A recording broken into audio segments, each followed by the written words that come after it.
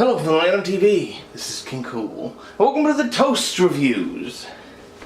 For those of you who don't know how this works, I watch a movie, I put something in the toaster, and I talk about it before my toast is done.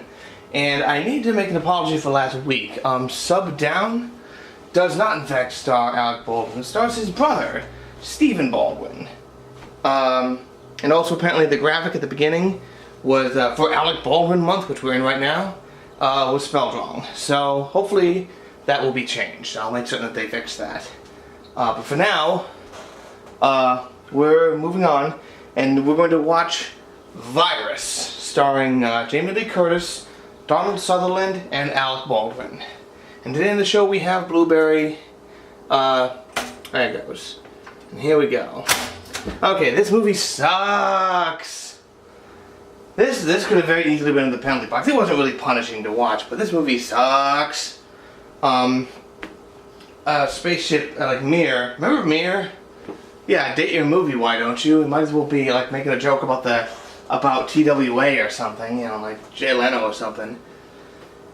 So he, you know, the Mir goes boom and something hits it, and then it sends a message down to this ship that's just got, it goes blank blank, and all the computers go blank blank, and then a shipment, like a tugboat comes upon it later, and like, hey, dang, no one's on the ship. What's the deal? Like, we can tow it back for like millions of dollars because they have to pay us 5% of the cost of the ship if we tow it back. But then they're like, okay, what's going on with the ship though? And I swear to God, Donald Sutherland is almost doing a pirate thing in this. But he's like, he basically is a pirate. He's like, RBGB, Harby Derby. But Jamie Lee Curtis is playing Ripley, basically. You know, like she's the one who's like, oh, I gotta be reasonable. This is all so strange, and yet there's an electronic life form that's living inside the ship, in the computers, building stuff and using people for spare parts and stuff.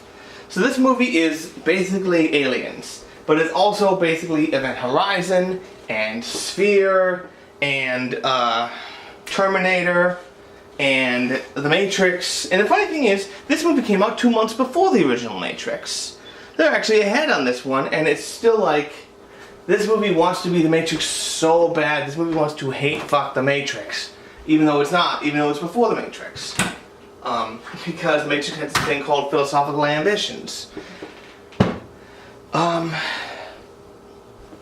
This movie is so dumb and so rote. It's just like, they want to go off in the ship and it's like, guys, like, get off the ship. Like, this guy got taken away, and they find people with like pieces missing.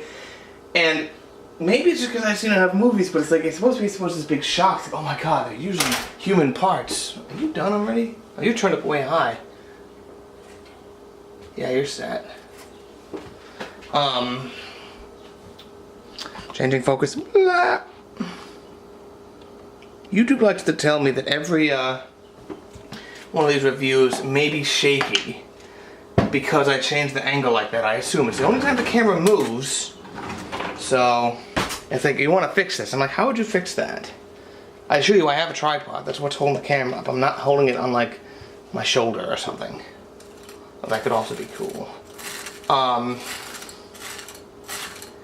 You know, this movie just wants to be, I think it's probably closest to Event Horizon, but instead it's just a regular old ship where there's no lights, and where these monsters with red eyes just dart around and do stupid stuff. I don't normally put jam on it when it's already a blueberry muffin, but I want to keep talking, so.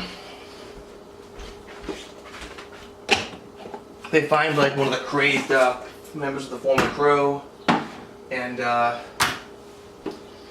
it takes them, I believe actually Mr. Cranky pointed this out back in the day, it's like it takes them sort of a while to figure out. It's like, you know, we're surrounded with water, and if we sink the ship,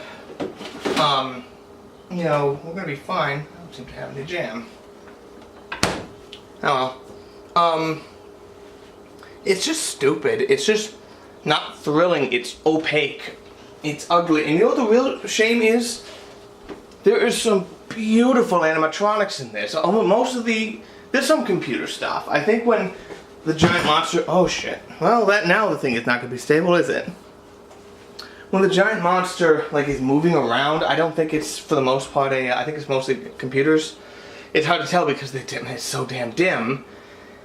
But for the most part, they're these really cool looking animatronics for this movie that's so stupid. It's just like, and nowadays it'd all be computers. But it's just like, it's like animatronics, like, oh, I miss you animatronics, I wish you were in a better movie, please. You know, like, it really should just be like, they just raided a Chuck E. Cheese and just was like, oh, well, let's use your things. I'm just blathering, I'm out of time, basically. It's bad and derivative. Use gravity to get some of that peanut butter on the peanut butter. Well, I mean, the other thing, this is what all the 90s movies love to do.